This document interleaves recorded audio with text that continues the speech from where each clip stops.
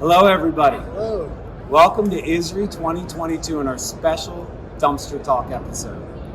Because we have a great guest here with us, we had to move our act up a little bit. We can't just be in a scrapyard dumpster with Cheryl Coleman from ISRI, the sustainability czar.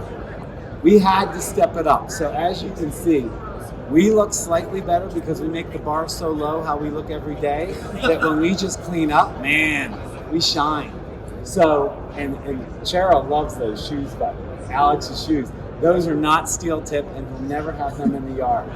So, and Carrie's just Vans today, which they would never last in our yard. We got to thank Demco. They gave us our beautiful dump trailer that we've seen. And we've seen so many products at ISRI. Just being at this convention is so good for all of us because you see what's going on, what's new. We see new products and new ideas. And probably one of the biggest ideas of the past 10 years is sustainability. And ISRI's commitment to that has been ramped up with Cheryl's involvement. Cheryl, do you want to just tell us a little bit about your background and how you came to ISRI? So I'm Cheryl Coleman, and I'm originally from South Carolina, where I worked primarily in the South Carolina Department of Health and Environmental Control. Out of that experience, I was offered an opportunity to go to EPA, the Environmental Protection Agency headquarters in Washington, D.C., where I worked for several years. And while I was at EPA, I got intricately involved in their sustainability program. It's called the Sustainable Materials Management Program. And through that program, we really worked cooperatively and collaboratively with folks across the industry to really understand how materials move. We wanted to get a better idea of where those tension points were in the system that were causing some materials to fall out, and then how to get them back into the system so it would flow better. Worked on that for several years, and as part of that work, I was introduced to Robin Wheeler. Who does not take no for an answer. Who does not take no for an answer. Did she make you an offer she couldn't refuse? Did it involve a dumpster? We have to know, don't we, boys? But through our interactions with ISRI, I really came to understand the industry better, and I recognized that really this is where the activity is. This is where there's that voice across the industry that ISRI touches everything. It reaches every touch point in the industry. So as a result of that, when I got ready to leave EPA, Robin gave me the opportunity to interview for a position in ISRI, and they offered me the vice presidency for sustainability. So here I am today. I've been there for a little over a year. Okay, very good. Well, we're happy to meet you. First of all, as these guys know, we do the work of recycling every day. Do we not, guys? We do metal recycling. We can do that inside out, correct? What do we do? How do we do it? We do a lot of non-ferrous and ferrous, so both sides. We're talking a lot about like what you're involved with, sustainability, and we do like an Earth Day event. So yeah. So we do an Earth Day event every day. We're torching metal, we're baling metal, we're cutting up metal, and we're part of the chain getting it back to the mills who remake products. We can do that in our sleep all day, but that is one little piece of sustainability. And we're proud to promote that, and that's our contribution. Our industry probably doesn't do until your role in sustainability has ratcheted things up a little. We kind of do the work, but we don't talk about it enough, and we don't use the words that relate to what other people think sustainability is. We talk in our terms. But that's why making us bigger and more of an outreach into the bigger community is so important. So because we do that, now we're partnering. And in your role, talk about the council and some of the things you're doing with some members, some massive companies to help them start before it gets to us to be recycled. How to have less waste in the beginning and less problems. Talk us through some of that. So when I came to ISRI, one of the things that we did at the at the outset was to establish a sustainability plan. And we reached out to some of our larger members because we knew that they were already reporting out what they're doing in the sustainability area. Correct. Using this current framework called ESG, Right. which stands for environmental, social, and governance. Yes. All that is a framework of 3 buckets for you to talk about what you do. Absolutely. From an environmental perspective, you're demonstrating how you maintain a safe operation. You just talked about the fact that you cannot wear those shoes. Do you want those shoes if he can't wear them? I love those shoes. We're going to give them. We're sending them to Cheryl. She made that comment out of the gate. But you talk about Yeah. that you can't wear those on your No. yard because you want to keep your safe. And so we're doing those safety actions, and we're also doing those environmental actions in the way that we maintain and protect our product. Right. Because you can't sell it if it's not business. Absolutely. The better quality product you have, the higher price you can get. So we've got that part. Mm-hmm. Then there's that social piece, and here's a great demonstration. You have young people. Yes. You are bringing in the youth, you're bringing in that energy. Mm-hmm. You're bringing in that different mindset, but you're also bringing in a generation of youth who have a commitment to maintaining the environment. Absolutely. So they want to work in this industry, and they want to keep this industry safe. Absolutely. They want to keep it inclusive, Mm-hmm. give everybody a chance. Absolutely. And then you move to governance, and that's how you manage your operations. You're managing them in a way that you're protecting the financial strength of your company. Yep. You're protecting the information security. Mm-hmm. You're protecting your customer security. Oh, yes. And so you're managing them, and you're also protecting the health Right. of your employees as well as the communities. So that's really what the ESG is all about. It's about telling that story of how you're making products that are made out of recycling or getting products Right. to be made into. We're the only ones who can do that because Right. no steel mill is going to buy 17 pounds from John Smith. You know? Exactly. And I like to stress that we need to do a better job, and that's what I hope to do by working with folks like you, of making that connection between our industry and the manufacturing sector. Yes. I think it's wonderful, great, fully support residential recycling. Right. I really do support that. But think of all of the industrial materials that went into making this table. That Yes. went into making the carpet. Yeah. That Yeah. made the airplane that flew us out. That made the bridges that we drive over.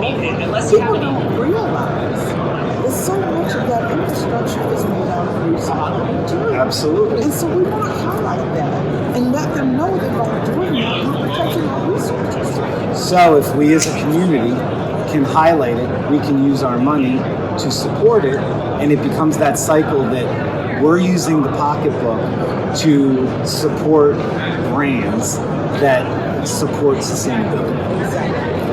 So what we've established since I've been here is what we call our Brands Leadership Council. And we have 5 inaugural members. We have Coleman. Okay. We have McDonald's. Mm-hmm. We have Pure. All right. We have Starbucks. And we have you. Okay.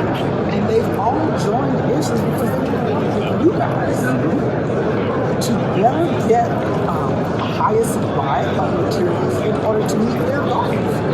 Can you talk about that, because you rattled off some names that we touch every day? I mean, Starbucks, McDonald's. I know you guys are more Chick-fil-A guys, but McDonald's. Oh, you're getting Chick-fil-A? That will take it over the top. I'm working on Chick-fil-A. We got to get their drive-through lanes to be sustainable. My goodness, if we can have the cars turned off in the drive-through, we'd be doing well. But if you, so rattle off some things. Can you give some concrete examples of a brand? Like you mentioned something, Unilever is a massive company. Are there certain brands in there that there's something that was done as an example of understanding the relationship between Israel, and I know we're at the beginning stages of this, but some change they made or something that was done that they could say, hey, we get you, thanks for this partnership, we'll design this way so we don't create as much plastic waste. Is there a couple examples? So we have the design for recycling award. Also, what is even more exciting is that they have really come to the table with us to help us develop what we're calling our fiber-based recyclability program. Okay. Oh, that's poor company. We love Demco, but we're getting rid of that sign. Demco, God bless you. We still love you. But what we know is that there are a lot of packaging materials. Sure. And a lot of people have moved, or companies have moved from plastic to more fiber-based. Okay. So we're working with them to develop a protocol so that before that packaging gets in the bin, they will have taken it through a series of steps, and they know that it will meet three requirements. One, that people have access to a bin. Right. Because if you don't have something to put in, you can't do it. Correct. Two, that it can move through a line. Okay. Yeah, because a lot of products go. They have 10% waste to higher sometimes. Exactly. So it can go through a MRF or material. But more importantly, there's a market. Right. Because It doesn't matter if there isn't a market. Exactly. Like any product, you can't create something that has no market because it's landfill. Right. So we, as the voice of the recycling industry and an organization that has every component in the recycling process, we've brought together our members throughout. Yep. Members who collect, members who process and merge, mills who process that material, and the brands to say, okay, in order for this to go through those steps, it's got to meet these criteria. So they're working on that with us. It's not really That is great. And we, us three, want to be involved. Our company wants to be involved in the council. How can other ISRI members, what is the council? How often does it meet? And how can we be involved? So it's called the Sustainability Network. Okay. And we meet monthly. Okay. And we talk about what is going on, what are things that are going on. So what's something that happened this week? SEC released a proposed rule. Heard about that. That's they big. Want to look up and down their supply chain. Right. They want to know that you're doing business with people who are sustainable as you are. So we're talking about how we're going to work with our members to help them have the documentation and the information. Right. So that they can demonstrate that they are also our members. Boys, we were in a session with Cheryl's group on that. What are some things you picked up on in that regard? Because this, first of all, it makes good business sense, correct? So if vendor A and vendor B are both two viable options, the company, you mentioned the company is going to be incentivized to go with the one who does what? Absolutely, who can operate more sustainably, correct? And how can we do that? What are some things we can do? As far as trucking and The big one that we talked about was like trying to ship more locally. Yes. We're not using as much fuel. Or also, I know we were talking a lot about like storm drain water. We can put a system in. I'm not too sure how that. it can clean the stormwater. There are so many things. Even to the level of simply reporting better what we do and helping our customers understand. Because if we can report to them that their scrap had a transit of 17 miles total until the point it got remelded, that's positive for them because that's a lot less fuel consumption. That's a lot less of a carbon footprint. Exactly. And that's what we want to show, that by using the recycling materials Yes. and working with the recycling industry, we're reducing our environmental footprint in so many ways. By people using your recycled materials Yes. into their products, then they can just say, I bought recycled materials and now I've increased the recycled content in this product that I'm offering. And so we're saving and they're saving Plus, when they finish with it, it goes back to you. Absolutely. And it can go to either them again or go to somewhere else. And so we keep that, we call it the circulating economy. Mm-hmm. We keep that circular flow of materials and people in the system as opposed to. Absolutely. And a big part of this is, as an ISRI member, as I mentioned before, we're metal recyclers. We've done Earth Day for 16 years. When we do that, we can demonstrate, we can show our yard, show off the beautiful tree canopy we have in our scrapyard, which is very unusual.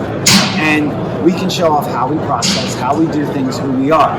But we bring in other experts because we can't do plastics recycling. We don't know enough about that. We bring experts in solar. We bring experts in all kinds of renewable energy because we want to complete the whole picture. And that's why ISRI is so good to be well-rounded, because we have fibers, we have plastics, we have tires, we have glass.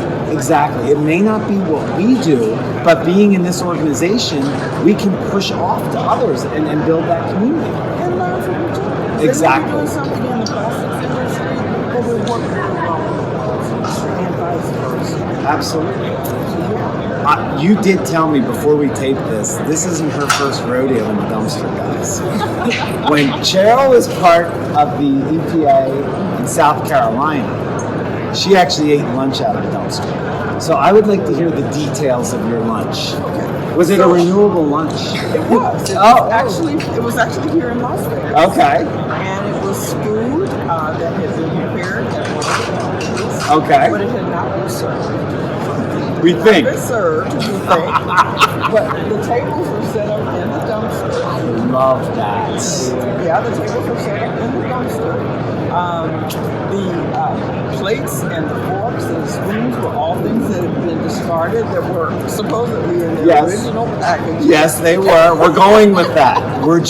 Sometimes we go with denial. But what was interesting was that they had a Michelin chef who looked at this array of food and created a meal. That's beautiful.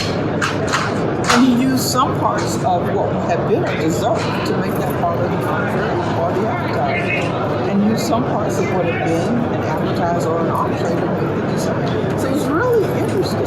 So I actually had what they called a form of sorbet that had peas in it and had some other things, but he added other ingredients that you didn't even taste, those things that you would traditionally associate with a sorbet. You've already planned our menu for the night. The guys were looking forward to a different meal, and I think we've hit the jackpot.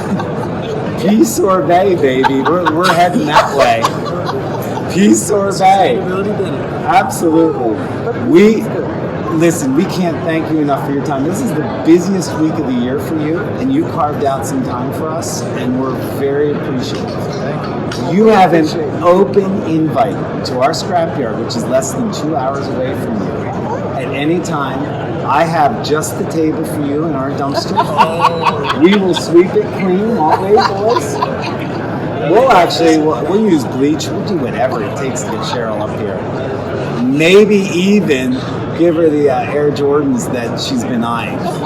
And if by then Cheryl works with them and we'll come up with a more sustainable product for these shoes, that's a grand slam. We're going to get some sneakers that are made out of recycled. Oh, do we have a brand that does that? Oh, yeah, we do. Who is it? They're not a part of this. Oh, okay. Our brands that do. I love that. We're going to work on this. Well, hey, we're signing off from Vegas. We've had a great week here. Cannot thank you enough, Cheryl. Thank you for being part of this. I appreciate it. And thank you for being members of ISRI and for bringing these youth on site. I just love that because you know what? 20 years from now, when I'm rocking in my wheelchair, I'm rocking in my rocking chair, I want to sit back and watch you do it like this. When the nursing home delivers Cheryl pea sorbet, and when she says, I've never had that, we will be here to call her out and say, shove it down. She's eating it tonight. All right, thank you guys. Give it to me with a straw. You're getting it that way. Thanks again, Cheryl. We will see you soon. All right, thank you guys. Take care, everybody. Bye-bye.